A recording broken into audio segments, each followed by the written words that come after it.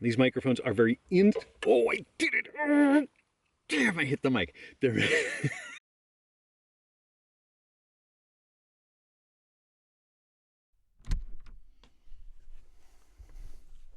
What's happening, Boot Junkies? Mike Dog Audio here, back with another video on home studio setup for voiceover. And I think a whole bunch of you... Where are my headphones? Here they are. I think a whole bunch of you have been waiting for this video. And what we're going to do is we're going to compare, once again, we've done this comparison once before, but we're going to compare the Neumann TLM103 to my fixed CAD E100s. Now this CAD E100s is actually working the way it's supposed to. In my headphones, it's dead quiet as opposed to the hiss that I was hearing before. So now I think we can do a proper comparison between these two microphones.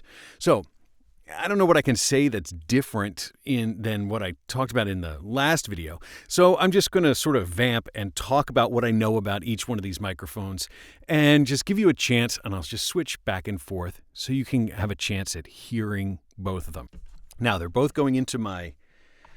I can't get it to reach over there. They're both going into my Zoom. They're both going into my Zoom H5.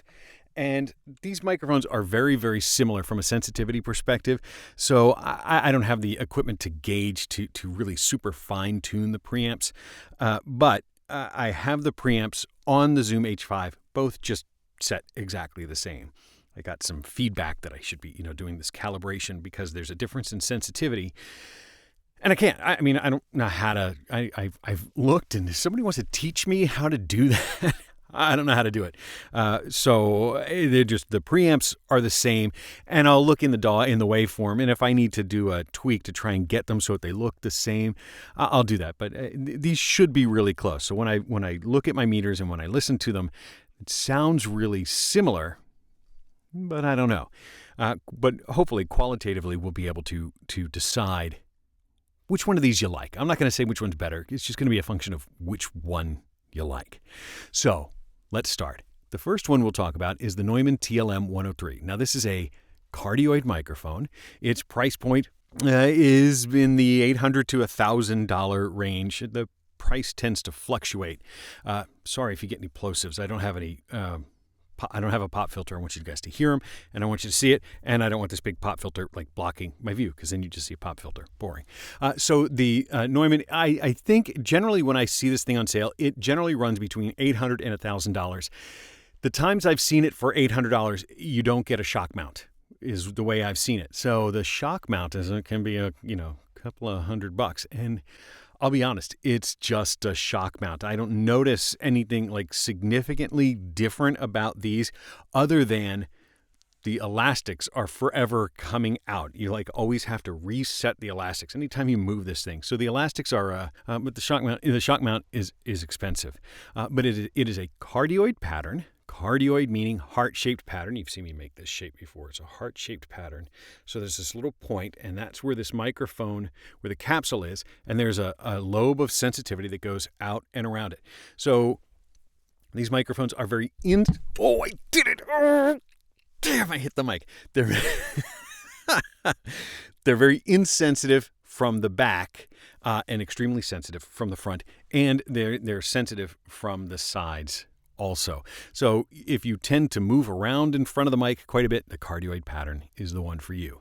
As opposed to the CAD is a super cardioid pattern, which means there's a slightly narrower lobe of sensitivity. So instead of a heart shape, it's more like an oval shape. But there is also just a tiny bit of sensitivity that comes directly out the back of it. So sound that is directly behind can get picked up by the microphone. But it tends to be less sensitive, not insensitive from the side, but less sensitive from the side. So as you move off to the side of the microphone, the sound will change dramatically, and it will get quieter. You'll lose the treble. It will get, it'll just sound different. The CAD is $400. When I check on Amazon, last time I checked, it's been like $399, $422. This is, this particular day, there's a couple of days left. It's on sale for $299 on Mass Drop, but that sale's going to end by like April 2nd, I think. So April 2nd, 2017. So if you're watching this appreciably after April 2nd, 2017, you have to go and look at the current prices. But there is it is on sale for the next couple of days. So there are two different patterns, but these are so they will be used for voiceover. It really doesn't make that much difference. They have slight advantages over each other for voice actors.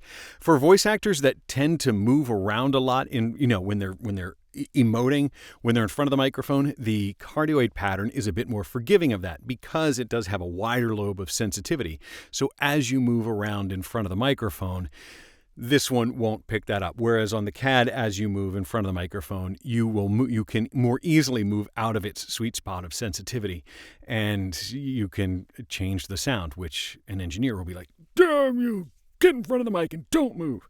This is going to be, this sort of locks you a little bit more in front of the microphone. Let's see. Other things I've noticed is they have different capsule sizes, and I have found that the Neumann requires much more of a pop filter, and I suggest a metal one because I find that even the fabric pop filters, they tend to still let enough air through that the big old capsule on this one, on the Neumann, you'll get plosives. And I'm sorry if you're getting any in this. I'm not hearing them, but it's certainly possible. I'm trying to temper my plosives, but the Neumann does tend to be more plosive than the CAD. And I don't know if it's the design of the basket. I mean, I can see sort of through the baskets. I can see right through the baskets on both of them. I don't know if it's a function of the weave. I'm not sure if it's a function of the capsule size. I'm not sure if it's the way the capsules are mounted. I don't really know. I don't know the guts of these microphones well enough to know why, but I do find that the Neumann is more sensitive to plosives than the E100. In my testing, my limited testing, I do notice that the E100 and the Neumann, they sound very close to each other. They're very similar sounding microphones, which for the price point, I mean, it's that's pretty good. I do find that the Neumann does tend to have a better bass response. In some of my other videos, I've actually found, and people have commented, that the Neumann sounds like it has a rumble. Well, what it's hearing is there's traffic outside and there's a furnace over there, and the Neumann does have a really great low bass response, but it also hears my furnace. I've got it off, so hopefully we're not going to hear any of that. But you will have a tendency to pick up, I think, a little bit more of the bass in your voice, whereas the E100 does tend to be more neutral. I don't know. It doesn't seem to pick up the bass as much, although it does have a very, very wide response. It does capture a great deal of my voice. This one seems to, I don't know if it's a bump, but it does seem to have a slightly greater bass response. And you'll be able to hear it. As we switch back and forth, you'll hopefully be able to tell if I'm going from mic A. As I go from mic A to mic B, you'll be able to hear how they sound. That's different. Let's see how they sound proximity effect wise. So I'm going to get right up close to this microphone. I'm going to try and not pop the microphone. Sorry if you get any plosives, but we'll start with the Neumann. So as you get up close to the Neumann, and this is, for a lot of times when you're doing a voiceover, they're going to want you right up there. They're going to want you eating that mic. And so to try and leverage the proximity effect, even though sometimes for like instruments, they don't want you to do the proximity effect. Let's move over. Then they will sometimes want you eating that microphone so you can really sound like you're right in the person's ear, but it also does accentuate the bass in your voice. There's a tendency for that bass frequency, I don't know, I think it's to acoustically couple between your mouth and the microphone, or something like that. I could be making that up. I don't really know. But I do find that in sessions that I've been, they'll sometimes tell you, get right up on that microphone to try and get you. I hear it popping, sorry.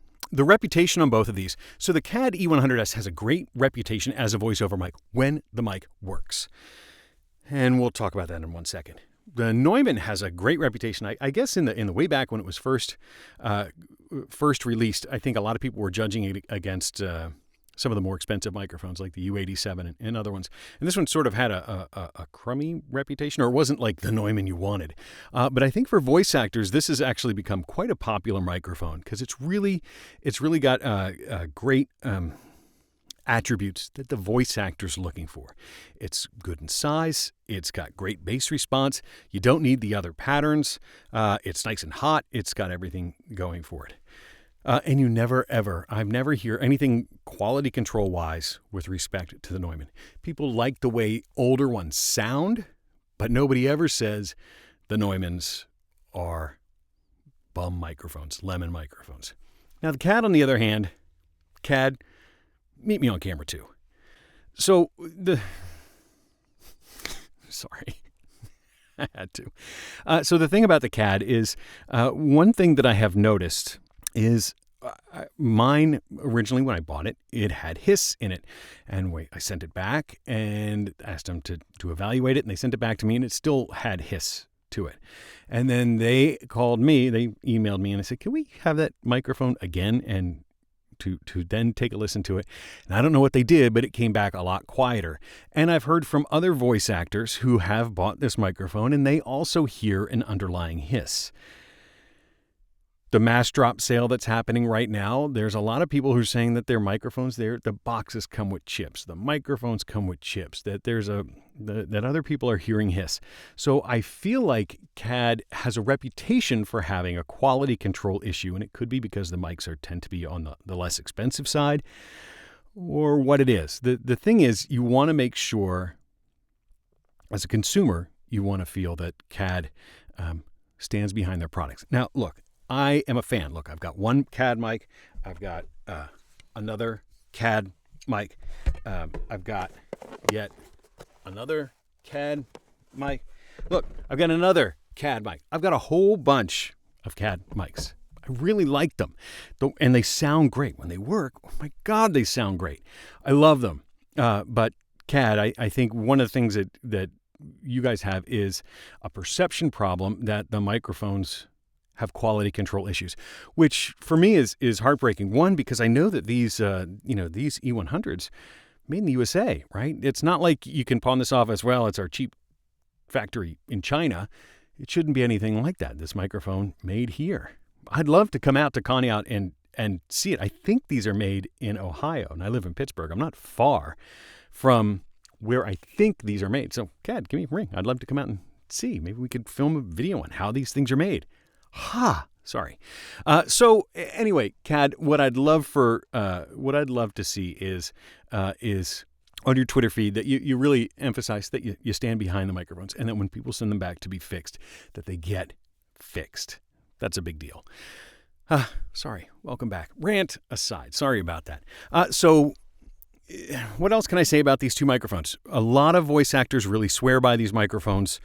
And I think they really can accentuate your arsenal of mics, different things for different mics for different people. You evaluate whether or not it sounds good on your voice. And if you have a voice that sounds like mine, great, now you hear how these two microphones sound. Otherwise, I don't know what else I can say about them, other than I've tried to switch back and forth. You've heard them both. And that's it. Yeah, I can't think of anything else to say. So now you've heard the E100s and the TLM103 in a side-by-side comparison here in my whisper room. And now you can decide which one's right for you. I hope this helps. Now, go pick your microphone and record something amazing.